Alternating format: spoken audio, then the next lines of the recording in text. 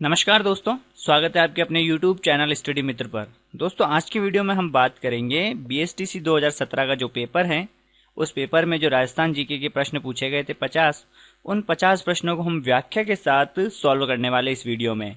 ठीक है, प्रश्नों के जवाब तो दूंगा ही, साथ में आपको और डिटेल भी बताऊंगा जो कि आपके एग्जाम के लिए काफ़ी फायदेमंद होगी। इससे पहले मैंने बीएसटीसी 2018 और 2019 के सॉल्व पेपर का वीडियो भी अपलोड कर दिया गया है। उन वीडियोस के लिंक आपको डिस्क्रिप्शन बॉक्स या ऊपर आई बटन पर मिल जाएंगे। तो चलिए वीडियो को शुरू करते हैं। और हमारा पहला प्रश्न है इस वीडियो का कि थार के मरुस्थल का विस्तार किन राज्यों तक है। तो थार का मरुस्थल जो कि विशाल मरुस्थल है, तो इसका जो विस्तार है दोस्तों, सिर्फ हमारे राजस्थान में नहीं बल्कि और राज्यों में भी है। कौन कौन से हैं? वो पंजाब, गुजरात और हरियाणा भी है साथ के अंदर। ठीक है, तो वहां पे भी फैला हुआ है, लेकिन सर्वाधिक जो है राजस्थान में फैला हुआ है और दूसरे देशों में भी है मरुस्थल। तो लेकिन इस मरुस्थल की खास बात एक तो ये है कि जैव विविधता वाला है, सर्वाधिक जैव विविधता वाला मरुस्थल है। उसके अलावा विश्व की जो सर्वाधिक जनसंख्या वाला मरुस्थल है ना, यानी जहां लोग सर्वाधिक रहते हैं मरुस्थल के अंदर, वो ये ही मरुस्थल है, थार का मरुस्थल। पाकिस्तान में भी फैला हुआ है ये मरुस्थल। और बात करते हैं कि राजस्थान का जो क्षेत्रफल है 3,42,239 वर्ग किलोमीटर। राजस्थान का कुल क्षेत्रफल है 3,42,239 वर्ग किलोमीटर। तो उस क्षेत्रफल का लगभग 61.11% जो है वो थार का मरुस्थल है। कितना? 61.11%। और उसमें 40% जनसंख्या जो है निवास करती है। राजस्थान की जनसंख्या कितनी है? 6,85,48,437। ये राजस्थान की जनसंख्या है। ठीक है, तो इस जनसंख्या का 40% जो है दोस्तों थार के मरुस्थल के अंदर निवास करता है, यानी 61.11% जो क्षेत्रफल है वो ये है थार का मरुस्थल, लगभग 2/3 राजस्थान के क्षेत्रफल का। इसके अलावा एक और चीज आ जाती है कि भाई ये तैतीस सागर का अवशेष है या गोंडवाना लैंड का अवशेष है, ऐसा आ जाता है। तो ये तैतीस सागर का अवशेष है, एक तो ये चीज ध्यान रख लेना। ठीक है, और राजस्थान के थार के मरुस्थल में लगभग 12 जिले शामिल हैं, है ना, पश्चिम की ओर के। और उसके अलावा 13वां जिला जो है रेगिस्तान इसमें शामिल होने वाला है, उसका नाम है सिरोही। ठीक है, चलिए आगे बढ़ते हैं। दूसरा प्रश्न, गुरु शिखर की ऊंचाई कितनी है? माउंट आबू में गुरु शिखर, उसकी ऊंचाई कितनी है जानते होंगे आप? 1722 मीटर है। ठीक है, 1722 मीटर है। और कर्नल जेम्स स्टोन ने संतों का शिखर कहा है। कर्नल जेम्स स्टोन ने संतों का शिखर किसे कहा है? गुरु शिखर को कहा है। इसकी हाइट 1722 मीटर है। लेकिन अगर फीट में पूछ ली जाए, देखो मीटर में तो पूछी जा चुकी है, तो फीट में अगर पूछ लें तो 5,650 मीटर। कितनी? 5,650 मीटर, लगभग 5,500 से थोड़ी सी ज्यादा। ठीक है, और गुरु शिखर की खास बात एक और ये है कि माउंट एवरेस्ट जो कि हिमालय में है, उसके अलावा भारत में नीलगिरी की पहाड़ियां हैं दक्षिण में। तो इन दोनों के बीच, मतलब उत्तर से दक्षिण के बीच जो सबसे ऊंची चोटी है वो गुरु शिखर ही है। ठीक है, और इस चोटी के ऊपर 1722 मीटर तो इसकी हाइट है। इस चोटी के ऊपर जब हम जाते हैं 1722 मीटर की हाइट पर, तो एक मंदिर मिलता है दत्तात्रेय ऋषि का। ठीक है, दत्तात्रेय ऋषि का मंदिर है जिसकी हाइट है 5 मीटर। अगर उसको भी जोड़ लें तो 1727 मीटर हाइट हो जाती है। इसके अलावा शेर है। ठीक है, दूसरी जो सबसे ऊंची चोटी है राजस्थान की 1597 मीटर है। दिलवाड़ा है, जरगा है, अचलगढ़ है, ये उसके बाद क्रमशः ऊंची चोटियां हैं। और अरावली की औसत ऊंचाई भी पूछी जाती है तो 930 मीटर है। ठीक है, ये ध्यान रखना। चलिए आगे बढ़ते हैं अगले प्रश्न की ओर। अगला प्रश्न है, अरावली प्रदेश जो पर्वतमाला है वो किसका अवशेष है? तो अभी मैंने आपको थार का मरुस्थल बताया था, किसका अवशेष था? तैतीस सागर का था।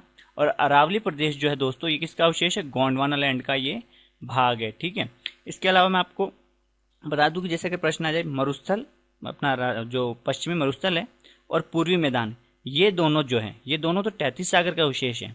और दक्षिण पूर्वी पठार यानी हाड़ौती का जो क्षेत्र है, हाड़ौती का पठार और अरावली, ये दोनों जो है दोस्तों गोंडवाना लैंड के भाग है। अरावली और दक्षिण पूर्वी पठार जो गोंडवाना लैंड के भाग है, और मरुस्थल और पूर्वी मैदान ये दोनों किसके भाग है? तैतीस सागर के भाग है। विश्व की सबसे प्राचीनतम वलित पर्वतमाला है अरावली। ठीक है, राजस्थान में इसकी कुल लंबाई 692 किलोमीटर है। सॉरी, टोटल लंबाई इसकी 692 किलोमीटर अरावली की। ठीक है, राजस्थान में इसकी लंबाई 550 किलोमीटर है। कहाँ से कहाँ तक है? खेड़ ब्रह्मा सिरोही से खेतड़ी झुंझुनू तक राजस्थान में फैली हुई है ये। कुल लंबाई 692 किलोमीटर और 550 किलोमीटर राजस्थान में। इसकी औसत ऊंचाई जो है अरावली की वो 930 मीटर है। सेम किस स्थिति से संबंधित है? तो इसका आंसर क्या है? कोशिकाओं का रिसाव। कोशिका का रिसाव क्या है ये समझते हैं हम। एक प्रकार से ये दलदल की समस्या है। सेम की समस्या क्या है? दलदल की समस्या। जब लवणीय हो जाती है ना भूमि, तब ये समस्या उत्पन्न होती है। क्या है कि हमारे राजस्थान में जो है जमीन के नीचे जो है एक चूने की विशाल परत है। तो कहीं पर अगर जमीन में जल रिसता रहता है काफ़ी, तो वो जो जल है वो ज़्यादा गहराई तक नहीं जाता है, वो चूने की परत से टकरा कर वापस केशिकात्व क्रिया, जो लैंप में होती है ना बत्ती, जिससे कि जो तेल है ऊपर चढ़ता रहता है और बत्ती जलती रहती है, तो वो क्रिया केशिकात्व क्रिया के जरिए चूने की परत से टकरा कर वो पानी जब वापस ऊपर की ओर आता है, तो वहाँ की भूमि को क्या कर देता है, वो लवणीय बना देता है, जिससे क्या वो दलदली भूमि हो जाती है। तो सेम की समस्या क्या है, दलदली भूमि एक प्रकार से, ठीक है। और ये खास करके जो इंदिरा गांधी नहर परियोजना है उस वाले क्षेत्र में काफ़ी देखी जा रही है। अगला प्रश्न है हमारा कि खरपतवार क्या है। तो खरपतवार क्या है दोस्तों, फसल में अनावश्यक पौधे एवं घास जो है, ये क्या है, मतलब आपने जो पेड़ उगाया उसके साथ जो दूसरे आसपास जो पौधे आ जाते हैं ना छोटे मोटे, वो क्या है, खरपतवार है। अगला प्रश्न है हमारा, राज्य का आर्द्र जिला कहलाता है। तो राज्य का आर्द्र जिला वही कहलाता है जहाँ सर्वाधिक जो बारिश वाला जिला है कौन सा है, झालावाड़ है। तो झालावाड़ सर्वाधिक आर्द्र जिला है दोस्तों, ठीक है। और न्यूनतम आर्द्रता वाला जिला जो है दोस्तों वो जैसलमेर है। सर्वाधिक आर्द्रता वाला स्थान या सर्वाधिक वर्षा वाला स्थान पूछ ले तो वो माउंट आबू है, ठीक है। न्यूनतम आर्द्रता वाला संभाग और सर्वाधिक आर्द्रता वाला संभाग, ये दोनों भी ध्यान रख लीजिए। सर्वाधिक आर्द्रता वाला संभाग कोटा और न्यूनतम आर्द्रता वाला संभाग जोधपुर है, ठीक है। और आर्द्रता मापने वाला जो यंत्र होता है उसे हाइग्रोमीटर कहते हैं। अगला प्रश्न है हमारा, राजस्थान में मानसून वर्षा किस दिशा में आगे बढ़ती है। राजस्थान में जो मानसून की वर्षा है, मानसून देखो दोस्तों नीचे दक्षिण की ओर से आता है ना, झालावाड़ की इधर से होते हुए आता है। और वर्षा जो मानसून की वर्षा वो किस दिशा में बढ़ती है, तो वो बढ़ती है दोस्तों हमारे, बढ़ती है दक्षिण से लेके दक्षिण पश्चिम। तो दक्षिण पश्चिम से उत्तर पूर्व की ओर, ठीक है, दक्षिण पश्चिम से उत्तर पूर्व की ओर। जैसे मान लो इधर, एक्चुअली ये तो पेन है नहीं वरना मैं आपको बताता अभी, इसमें दक्षिण पश्चिम से उत्तर पूर्व की ओर, ठीक है, ये ध्यान रखना दूसरा ऑप्शन। और अगर पूछे कि वर्षा की मात्रा किधर बढ़ती है, अगर ऐसे पूछ ले तो आपको तो ये तो ध्यान ही है भाई, झालावाड़, डूंगरपुर, बांसवाड़ा, कोटा, इस साइड वर्षा ज़्यादा है और जैसलमेर, जोधपुर साइड, उस साइड जो है कम होती है। तो अगर वर्षा की वृद्धि पूछ ले तो हमको उधर से, मतलब हनुमानगढ़, जैसलमेर, बीकानेर, वहां से दिशा नाप लो आप, उत्तर पश्चिम, उत्तर पश्चिम से नीचे की ओर जाओ दक्षिण पूर्व की ओर, ठीक है। तो उत्तर पश्चिम से दक्षिण पूर्व की ओर जो वर्षा में वृद्धि होती है। और मानसून किस दिशा में आगे बढ़ता है, दक्षिण पश्चिम से उत्तर पूर्व की ओर आगे बढ़ता है। राजस्थान में सर्वाधिक दैनिक तापांतर कहाँ पाया जाता है। राजस्थान में सर्वाधिक दैनिक तापांतर जो है दोस्तों वो पाया जाता है पश्चिमी राजस्थान के अंदर, ठीक है। और अगर जिला पूछ ले, दैनिक मतलब रोजाना, तो अगर जिला पूछ ले तो जैसलमेर आ जाएगा। जिला पूछेंगे तो क्या आ जाएगा, जैसलमेर आ जाएगा। और अगर वार्षिक तापांतर पूछें, मतलब पूरे साल भर में तापमान में जो अंतर है वो कौन से जिले के अंदर मिलता है, तो वो चूरू के अंदर मिलता है, ठीक है। और तापमान को जो मापने वाला यंत्र है उसको थर्मामीटर कहा जाता है। ये इतना सा आप जरूर ध्यान रख लेना। आगे बढ़ते हैं अगले प्रश्न की ओर। बीकानेर में प्रवाहित होने वाली नदी कौन सी है। तो दोस्तों बीकानेर और चूरू ये दोनों ऐसे जिले हैं जहां कोई भी नदी प्रवाहित नहीं होती है। अगला प्रश्न है, जो नदी लूणी के अपवाह तंत्र का अंग है वह कौन सी है। तो लूणी नदी के जो अपवाह तंत्र का हिस्सा है दोस्तों, जैसे सहायक नदियों के नाम बता देता हूं मैं, इसका आंसर तो जवाई आ जाएगा, चौथा ऑप्शन, ठीक है। इसके अलावा लीलड़ी, जोजड़ी, मीठड़ी, बांडी, सूकड़ी, ये जो है सारी जो है लूणी की सहायक नदियां हैं। इसमें जोजड़ी जो मैंने आपको नाम बोला उसका ध्यान रखना, वो दाईं तरफ से मिलती है। बाकी जो है लीलड़ी, जोजड़ी, मीठड़ी, बांडी, सूकड़ी, ये सब जो नदियां जवाई, ये सब बाईं ओर से मिलती है। लूणी के जो उपनाम है जैसे लवणवती, कालिदास ने अंत्य सलीला कहा है, पश्चिमी राजस्थान की सबसे लंबी नदी है, मारवाड़ की गंगा भी कहा जाता है, मीठी खारी नदी भी है ये। इसकी कुल लंबाई की बात करूँ तो 495 किलोमीटर लंबी है और राजस्थान में 330 किलोमीटर है। इसका जो प्रवाह क्षेत्र है वो गोडवाड़ प्रदेश कहलाता है। उद्गम नाग पहाड़ अजमेर से होता है, फिर वहां से 6 जिलों में बहती हुई आगे जाके खंबात की खाड़ी में गिर जाती है। कहाँ से निकलती है, अजमेर नाग पहाड़ से, फिर नागौर जाती है, नागौर से फिर पाली, जोधपुर, बाड़मेर और जालौर होते हुए आगे जो है खंबात की खाड़ी में गिर जाती है। खंबात की खाड़ी में क्या, कच्छ के रण में जाके मिलती है, ये ध्यान रखना। लूणी नदी कहाँ मिलती है, कच्छ के रण में मिलती है।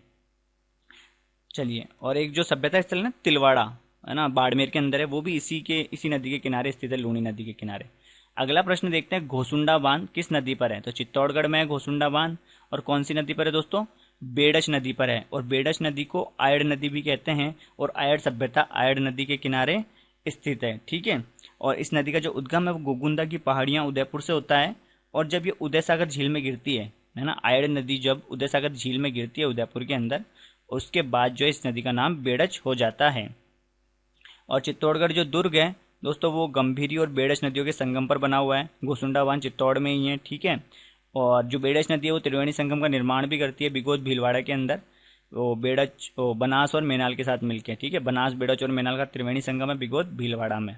तो गोसुंडा बांध कहाँ है? चित्तौड़ में, बेड़च नदी पर है। अगला प्रश्न है, जयसमंद झील का निर्माण किस नदी पर किया गया है? तो जयसमंद झील का जो निर्माण है दोस्तों, वो गोमती नदी पर किया गया है। जयसमंद झील का निर्माण, इसे डेबर झील भी कहते हैं। और भारत की ये दोस्तों दूसरी सबसे बड़ी और राजस्थान की सबसे बड़ी मीठे पानी की कृत्रिम झील है। भारत की तो सबसे बड़ी गोविंद सागर झील है, जो भाखड़ा बांध के पीछे की ओर बनी हुई है। और इस जयसमंद झील का जो निर्माण है दोस्तों, वो जयसिंह ने करवाया था। और इस झील पर दोस्तों 7 टापू है, छोटे मोटे। तो आपको नाम ध्यान रखने हैं। सबसे बड़े टापू का नाम ध्यान रखना है, एक तो बाबा का भांगड़ा या बाबा का भांकड़ा नाम से है, और सबसे छोटे टापू का नाम प्यारी है, ठीक है। तो जयसमंद झील को डेबर झील भी कहते हैं, गोमती नदी के किनारे स्थित है और राजस्थान की सबसे बड़ी मीठे पानी की कृत्रिम झील है। जयसिंह ने बनवाई थी। 7 टापू है, जिसमें सबसे बड़ा जो है बाबा का भांकड़ा और सबसे छोटा प्यारी है, ठीक है। आगे बढ़ते हैं। अगला प्रश्न है हमारा, रूठी रानी का महल कहाँ स्थित है? तो रूठी रानी का महल जो है दोस्तों, वैसे तो अजमेर के अंदर भी है और एक उदयपुर के अंदर भी है, ठीक है। तो उदयपुर के अंदर भी है, और कहाँ है? जयसमंद झील के पास में उदयपुर में रूठी रानी का महल जो है। उसके अलावा तारागढ़ अजमेर के अंदर भी है रूठी रानी का महल। और ये रूठी रानी कौन थी? ये जो जैसलमेर के शासक थे राव लूणकरण, है ना, उनकी पुत्री थी, ठीक है। और इनका विवाह हुआ था जोधपुर के शासक राव मालदेव के साथ। तो राव मालदेव की पत्नी थी और उनसे नाराज होकर तारागढ़ दुर्ग में आकर महल में रहने लग गई थी और आजीवन जो है रूठी रही थी, इसलिए रूठी रानी के नाम से प्रसिद्ध है। इसके अलावा एक रूठी रानी का महल मांडलगढ़ भीलवाड़ा में भी मिलता है, तो ये ध्यान रख लेना। तो रूठी रानी का मेन जो महल है वो तो अजमेर के अंदर स्थित है। अगला प्रश्न है, प्रसिद्ध शेरगढ़ वन्यजीव अभयारण्य किस नदी के किनारे स्थित है? तो दोस्तों ये अभयारण्य परवन नदी के किनारे स्थित है और बारां जिले के अंदर है। इसे सांपों का संरक्षण स्थल कहा जाता है। इसकी स्थापना 1981 में हुई थी। बारां जिले में है सांपों का संरक्षण स्थल, स्थापना 1981, ठीक है। परवन नदी के किनारे स्थित है शेरगढ़ वन्यजीव अभयारण्य। अगले प्रश्न की ओर बढ़ते हैं। राजस्थान का सर्वाधिक वन क्षेत्र वाला जिला कौन सा है? तो सर्वाधिक वन क्षेत्रफल वाला जिला तो आप जानते होंगे, उदयपुर है, ठीक है। और न्यूनतम वन क्षेत्र वाला जिला जो है वो चूरू है। और कुल वन क्षेत्र जो है ना दोस्तों, राजस्थान का मतलब जो 3,42,239 वर्ग किलोमीटर जो क्षेत्रफल है, उसमें से 32,737 वर्ग किलोमीटर जो है वो वन क्षेत्र के अंदर आता है। मतलब कुल भौगोलिक क्षेत्रफल का 9.57% जो है राजस्थान में वन क्षेत्र पाया जाता है, ठीक है। और राजस्थान की जो वन नीति है, नवीनतम वन नीति, वो 18 फरवरी 2010 को घोषित की गई थी, ये ध्यान रखना, ठीक है। तो राजस्थान का सर्वाधिक वन क्षेत्रफल वाला जिला कौन सा है? उदयपुर है और न्यूनतम चूरू है, ठीक है। और कुल वन क्षेत्र जो है वो 32,737 वर्ग किलोमीटर है, जो कि राजस्थान के भौगोलिक क्षेत्रफल का 9.57% है। चलिए आगे बढ़ते हैं। राष्ट्रीय मरु उद्यान जैसलमेर की स्थापना कब हुई? तो राष्ट्रीय मरु उद्यान जैसलमेर की स्थापना हुई थी 8 मई 1981 को। राजस्थान का सबसे बड़ा अभ्यारण्य है और 3,162 वर्ग किलोमीटर में फैला हुआ है बाड़मेर और जैसलमेर के अंदर। और गोडावण पक्षी की शरण स्थली है ये दोस्तों। और इसी अभ्यारण्य के अंदर एक जो जीवाश्म पार्क है ना, ओकलवुड फॉसिल पार्क, वो इसी अभ्यारण्य में स्थित है, ठीक है। गोडावण पक्षी की शरण स्थली है और गोडावण का वैज्ञानिक नाम क्या है? क्रेयोटिस नाइग्रिसेप्स है, ये ध्यान रख लेना, ठीक है। तो राष्ट्रीय मरु उद्यान जैसलमेर की स्थापना कब हुई थी? 1981 के अंदर हुई थी, दूसरा ऑप्शन। अगला प्रश्न है, अमृता देवी मृग वन स्थित है? तो अमृता देवी मृग वन जो है दोस्तों खेजड़ली जोधपुर के अंदर स्थित है और इसकी जो स्थापना है वो 1994 में हुई थी। खेजड़ली गांव तो बहुत फेमस भी है। एकमात्र वृक्ष मेला भी लगता है भादवे की शुक्ल दशमी को, ये ध्यान रखना। खेजड़ली दिवस जो है 12 सितंबर को मनाया जाता है। और खेजड़ली की घटना चलो बता देता हूँ। 1730 में खेजड़ली की घटना हुई थी। उसमें क्या हुआ था, उस समय जो शासक थे वो थे अभय सिंह, ठीक है। जोधपुर के शासक थे अभय सिंह, उन्होंने वनों को काटने के आदेश दिए थे। तो वनों को बचाने के लिए जो विश्नोई समाज है वो जाना जाता है। तो अमृता देवी विश्नोई जो है वो वनों को बचाने के लिए पेड़ से लिपट गई थी, पर शासक अभय सिंह के आदेश पर क्या है, उनको मतलब मार दिया गया था। और उनके अलावा और भी लोग काफ़ी मारे गए थे पेड़ से लिपट कर, तो पेड़ से चिपक गए थे। फिर अभय सिंह के आदेश पर जो है जो लोग पेड़ों को बचा रहे थे उनको मौत के घाट उतार दिया गया था। तो ये थोड़ा सा ध्यान रख लें। तो ये घटना जो हुई थी वो 1730 के अंदर हुई थी, ठीक है। किसके आदेश पर हुई थी? अभय सिंह के आदेश पर हुई थी, महाराजा अभय सिंह के आदेश पर। और ये चिपके थे पेड़ से। तो एक आंदोलन और चला था उत्तराखंड के अंदर जिसका नाम है चिपको आंदोलन, सुंदरलाल बहुगुणा के नेतृत्व में। तो वो इसका प्रेरणा स्रोत रहा था। खेजड़िली आंदोलन जो है, वो खेजड़िली की जो घटना है वो चिपको आंदोलन की प्रेरणा स्रोत रही थी। और एक संत भी हैं जाम्बोजी, ठीक है, वो पर्यावरण वैज्ञानिक के नाम से जाने जाते हैं। तो अमृता देवी मृगवन जो है खेजड़िली जोधपुर के अंदर है, बस ये ध्यान रख लेना। चलिए आगे बढ़ते हैं।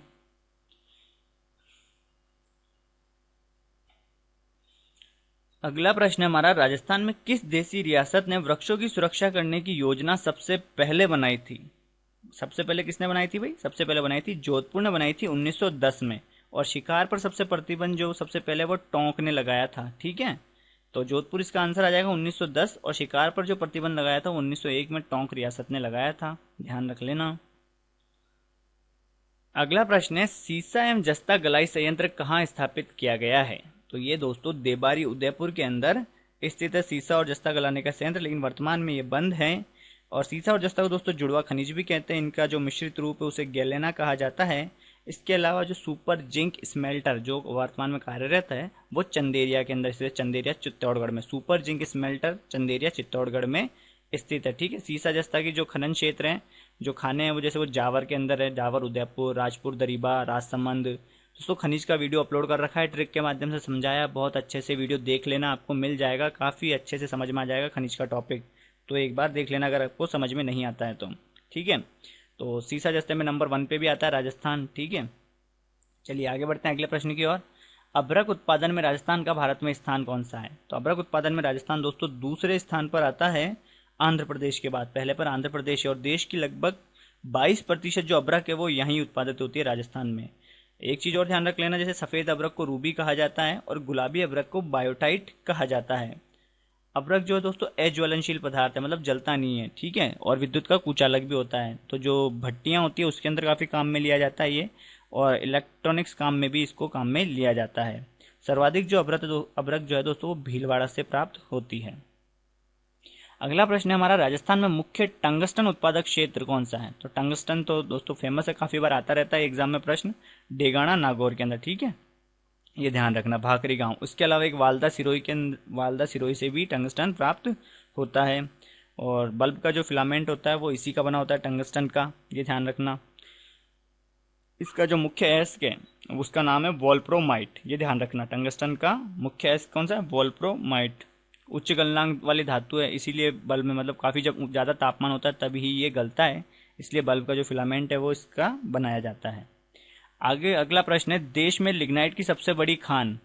तो इसका आंसर तो पलाना बीकानेर में दे रखा है, पर दे रखा है तो चलो मान लेते हैं। बाकी सबसे बड़ी जो खान शायद संभवतः जो है तमिलनाडु के अंदर है, ठीक है, लिग्नाइट की सबसे बड़ी खान, पर हम पलाना बीकानेर मान लेते हैं फिलहाल। तो इन ऑप्शंस के हिसाब से तो यही है पलाना, ठीक है, चारों में से सबसे बड़ी खान जो है पलाना बीकानेर ही है। पर यहाँ की खास बात क्या है कि सर्वश्रेष्ठ किस्म का जो लिग्नाइट कोयला है वो पलाना बीकानेर से ही मिलता है।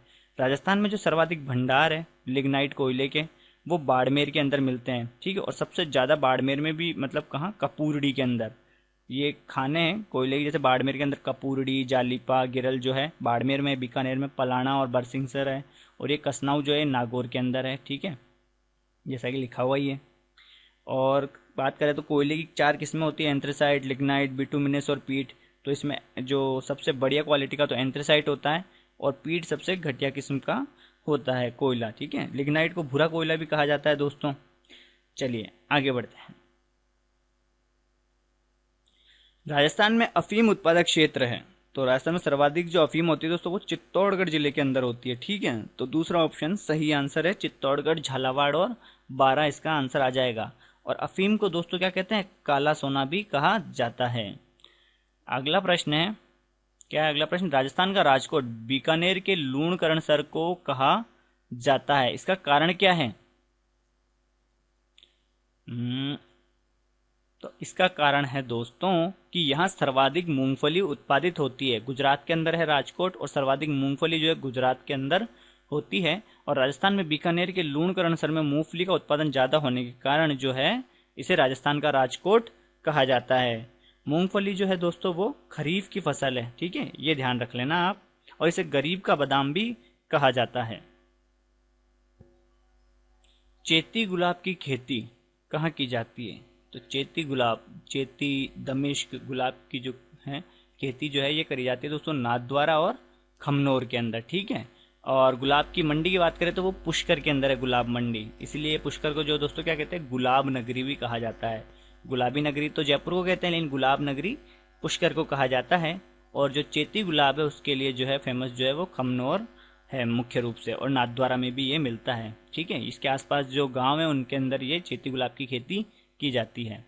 अगला प्रश्न है मालानी किसकी नस्ल है? तो मालानी जो नस्ल है दोस्तों वो है घोड़े की, यानी अश्व की नस्ल है मालानी नस्ल। और घोड़ों के अंदर भी सर्वोत्तम नस्ल की किस्म है ये, ठीक है। उसके अलावा काठियावाड़ी और मारवाड़ी भी जो है किस्म के जो है वो घोड़े पाए जाते हैं। उसके अलावा राष्ट्रीय घोड़ा जो अनुसंधान केंद्र है दोस्तों वो बीकानेर के अंदर है। और घोड़ों का एक तीर्थ स्थल भी है आलमजी का धोरा, गुड़ामालानी बाड़मेर में, ये ध्यान रखना। चलिए आगे बढ़ते हैं।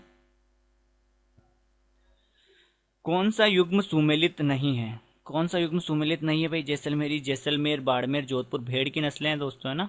जैसलमेरी भेड़ कहाँ? तो सही है क्षेत्र मालपुरी भेड़ की नस्ल जयपुर, दौसा, टोंक, सोनाड़ी, उदयपुर, चित्तौड़गढ़, भीलवाड़ा और पूगल, कोटा, बूंदी, झालावाड़। तो पूगल दोस्तों कहाँ है? बीकानेर में। तो बीकानेर तो ऑप्शन में नहीं है। तो पूगल जो है दोस्तों ध्यान रखना कहाँ मिलती है?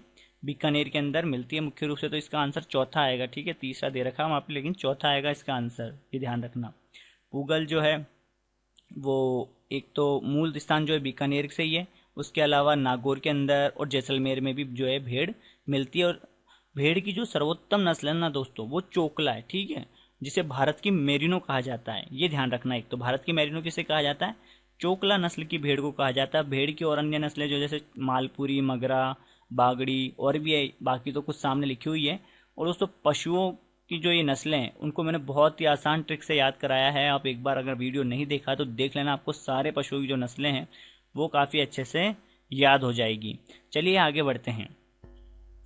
तो हमारा प्रश्न है अगला, सहकारिता आंदोलन का मूल सिद्धांत क्या है? तो सहकारिता आंदोलन का मूल सिद्धांत है एक सबके लिए सब एक के लिए। तीसरा ऑप्शन इसका आंसर है, ठीक है।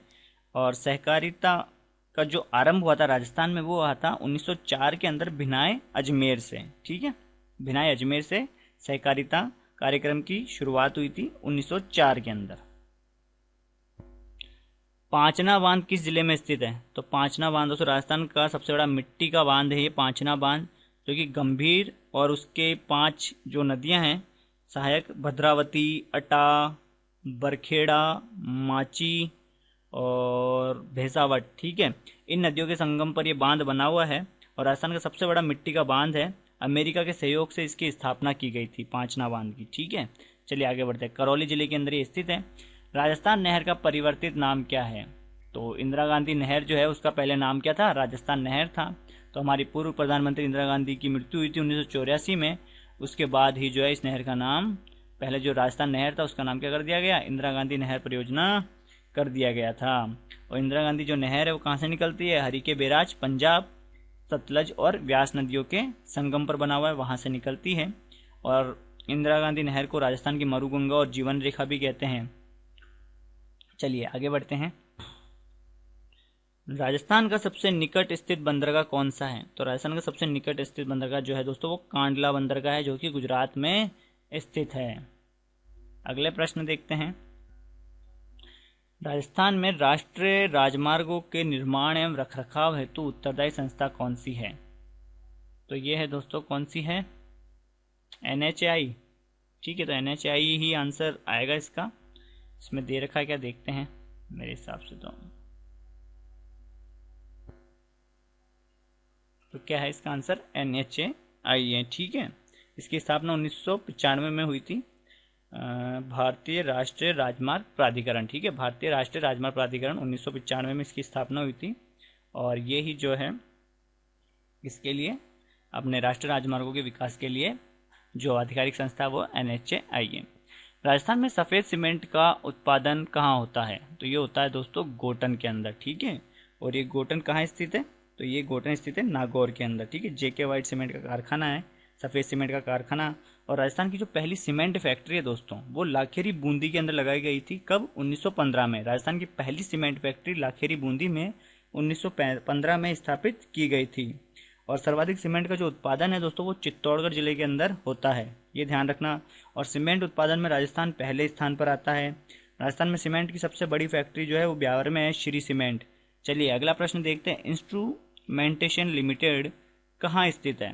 तो ये है दोस्तों कोटा जिले के अंदर स्थित है इंस्ट्रूमेंटेशन लिमिटेड। 1964 में इसकी स्थापना हुई थी। अगला प्रश्न है, सौर ऊर्जा उपक्रम क्षेत्र संबंधित है, सीज। तो सीज की फुल फॉर्म ध्यान रखना, सोलर एनर्जी एंटरप्राइजिंग जोन। सौर ऊर्जा उपक्रम क्षेत्र जो है किससे संबंधित है? उपयुक्त सभी से संबंधित है, जोधपुर, बाड़मेर, जैसलमेर, ठीक है, सभी से संबंधित है ये। और राजस्थान का पहला सोलर पार्क जो है दोस्तों वो भडला जोधपुर में स्थित है, ये ध्यान रखना। और पहला सौर ऊर्जा संयंत्र की बात करें तो वो मथानिया जोधपुर के अंदर है। और सौर ऊर्जा उत्पादन से संबंधित जो कार्यरत एजेंसी है उसका नाम भी एग्जाम में पूछा गया है, राजस्थान अक्षय ऊर्जा निगम। तो सौर ऊर्जा उत्पादन के लिए ये उत्तरदायी संस्था है, राजस्थान अक्षय ऊर्जा निगम। और राजस्थान देश का ऐसा पहला राज्य है जिसने सौर नीति घोषित की थी सबसे पहले, ठीक है। तो पहली नीति कब घोषित की थी? 2011 में करी थी और नवीनतम जो है 2014 के अंदर की थी। सौर ऊर्जा का सर्वाधिक उत्पादन जो है जोधपुर के अंदर होता है। और पवन ऊर्जा का जो है दोस्तों जैसलमेर में होता है, ठीक है। एक बार वापस से सुन लेना सारी बातें, थोड़ा वीडियो को पीछे करके। अगले प्रश्न की ओर बढ़ रहे हैं। जनगणना 2011 के अनुसार 0 से 6 आयु वर्ग की सर्वाधिक एवं न्यूनतम जनसंख्या प्रतिशत वाले जिले क्रमशः कौन से हैं? तो इसका आंसर क्या है दोस्तों? पहला है जैसलमेर और श्रीगंगानगर। तो जो जनसंख्या 0 से 6 आयु वर्ग की सर्वाधिक और न्यूनतम जो पूछी है वो हमें प्रतिशत के अंदर पूछी है। तो थोड़ा सा सुन लेना आप जो मैं बता रहा हूँ आपको। तो वही क्या है कि सर्वाधिक जो 0 से 6 आयु वर्ग है ना जैसलमेर के अंदर 19.5% है, ठीक है। जैसे जैसलमेर के अंदर जो 0 से 6 आयु वर्ग के शिशु की जो जनसंख्या है वो है 1,30,000 से कुछ ऊपर है, ठीक है। तो जैसलमेर की जो जनसंख्या है, तो जो मैंने अभी आपको बताया 0 से 6 आयु वर्ग की कितनी जनसंख्या है? 1,30,000 की कुछ है। तो जैसलमेर की कुल जनसंख्या का वो 19.5% है, ठीक है। तो जबकि बात करें कि सर्वाधिक जनसंख्या जो है शिशु की वो जयपुर के अंदर है, करीबन 9 लाख से ऊपर है, पर वो जयपुर की जनसंख्या का 14% है और जैसलमेर में 19.5%। तो प्रतिशत के अंदर सर्वाधिक कौन सा आ गया? जैसलमेर आ गया। और सबसे कम प्रतिशत वाला जो है गंगानगर है, 13%। कितना? 13%। और शिशु लिंगानुपात ध्यान रख लेना आप कितना है, तो वो है 888। 0 से 6 आयु वर्ग में राजस्थान का जो लिंगानुपात है वो 888 है। बाकी जो नॉर्मल लिंगानुपात है उसमें 928 है, आपको ध्यान होगा। और सर्वाधिक बात करें 0 से 6 आयु वर्ग में तो बांसवाड़ा का है लिंगानुपात 934 और कम जो है झुंझुनू का है। चलिए आगे बढ़ते हैं। राजस्थान में मरु विकास कार्यक्रम किस सन में प्रारंभ हुआ था? तो राजस्थान में मरु विकास कार्यक्रम जो दोस्तों 1977-78 में प्रारंभ हुआ था और इसमें केंद्र और राज्य सरकार की क्रमशः 75 और 25% की भागीदारी है, ठीक है। केंद्र का 75% और राज्य की 25%। और एक कार्यक्रम था सूखा संभाव्य क्षेत्र कार्यक्रम, वो 1974-75 में शुरू हुआ था, ये ध्यान रख लेना। राजस्थान के किस जिले में पूर्व हड़प्पा सभ्यता के व्यापक अवशेष पाए गए हैं? तो ये पाए गए हैं दोस्तों कालीबंगा के अंदर। और कालीबंगा कहाँ है? हनुमानगढ़ में है। और कालीबंगा का अर्थ क्या होता है? काले रंग की चूड़ियाँ होता है। और कालीबंगा की खोज जो है वो अमलानंद घोष ने करी थी 1952 में। और जो उत्खनन किया था 1961 के अंदर वो बीबी लाल और बीके थापड़ ने किया था। और कौन सी नदी के किनारे? प्राचीन सरस्वती नदी के किनारे ये सभ्यता विकसित हुई थी। और अभी वर्तमान में सरस्वती नदी का नाम क्या है? घग्गर है, ठीक है। और कालीबंगा को दोस्तों सिंधु सभ्यता की तीसरी राजधानी भी कहा जाता है। अगला प्रश्न क्या है? 2.5 दिन का झोपड़ा कहाँ है? तो 2.5 दिन का झोपड़ा तो अजमेर के अंदर है, ठीक है। पहले ये संस्कृत विश्वविद्यालय था जिसका निर्माण बीसल देव रासो ने कराया था। विग्रहराज चतुर भी कहते हैं, चतुर्थ। और कुतुबुद्दीन ऐबक ने इसे तुड़वा कर क्या है मस्जिद में कन्वर्ट कर दिया था 2.5 दिन के झोपड़े में, ठीक है। और यहाँ पंजाब शाहपीर का जो है उर्स लगता है यहाँ पर। तो कहाँ पर है 2.5 दिन का झोपड़ा? अजमेर के अंदर स्थित है। अगला है वागड़ के परमारों की राजधानी कहाँ थी?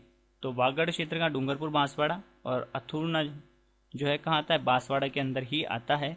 तो इसका आंसर अथुना ले लेते हैं। वैसे बांसवाड़ा भी दे रखा है, लेकिन जो राजधानी थी वो अथुना के अंदर थी, ठीक है, अथुना। और अथुना जो है कहाँ आता है, बांसवाड़ा के अंदर आता है। तो वागड़ की परमार की राजधानी यहाँ थी, ठीक है। और ये जो मालवा के परमार शासक थे कृष्ण राज, उनके पुत्र थे डंबर सिंह, और उन्हीं के वंशज थे, ठीक है, वागड़ के परमार। और डूंगरपुर बांसवाड़ा का इनका अधिकार क्षेत्र रहा था।